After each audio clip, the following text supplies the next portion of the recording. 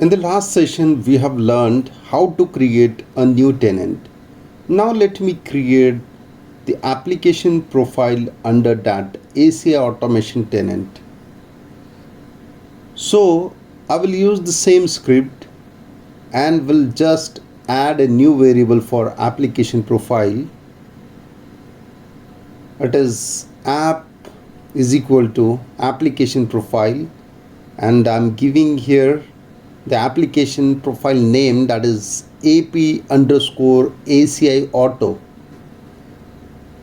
and now it will map to the existing tenant. I will save the file and run it. I will type the Python and use the same Python file to run the script. I'll put the username, that is admin, and the URL is sandboxapicdc.cisco.com. I'll put the password. Now I'm able to see it's JSON, and I can see the config is pushed in the apic. Now let me verify the new configuration under the ACI automation tenant.